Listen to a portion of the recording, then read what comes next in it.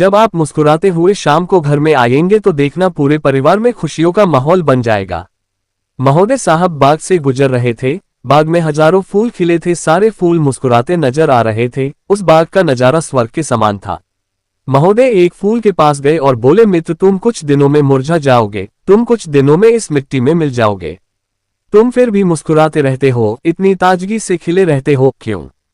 फूल कुछ ना बोला। इतने में एक तितली कहीं से उड़ती हुई आई और फूल पर बैठ गई। काफी देर तक तितली ने फूल की ताजगी का आनंद उठाया और फिर उड़ चली। अब कुछ देर बाद एक भंवरा आया और फूल के चारों ओर घूमते हुए मधुर संगीत सुनाया, फिर फूल पर बैठकर खुशबू बटोरी और फिर से उड़ चला। एक मधुमक्खी झूमती हुई आई और फूल पर आकर बैठ गई। ताजा और सुगंधित पराग पाकर मधुमक्खी बहुत खुश हुई और शहद का निर्माण करने उड़ चली। एक छोटा बच्चा बाग में अपनी मां के साथ खेलने आया। खिलते फूल को देखकर उसका मन बहुत प्रसन्न हुआ।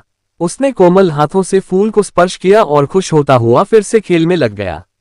अब फूल ने महोदय से कहा, देखा, पल भर के लिए ही सही लेकिन मेरे जीवन ने ऐसे ही ना जाने कितने लोगों को खुशियां दी हैं। इस छोटे से जीवन में ही मैंने बहुत सारे चेहरों पर मुस्कान बिखेरी है। मुझे पता है कि कल मुझे इस मिट्टी में मिल जाना है, लेकिन इस मिट्टी ने ही मुझे ये ताजगी और सुगंध दी है, तो फिर इस मिट्टी से मुझे कोई शिकायत नहीं है। मैं मुस्कुराता हूं क्योंकि मैं मुस्कुराना जानता हूं।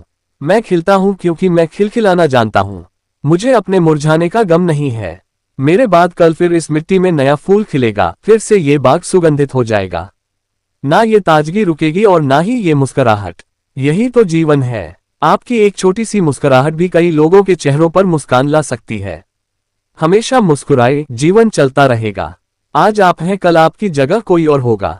अगर आप एक अध्यापक हैं और जब आप मुस्कुराते हुए कक्षा में प्रवेश करेंगे तो देखिए सारे बच्चों के चेहरों पर मुस्कान छा जाएगी।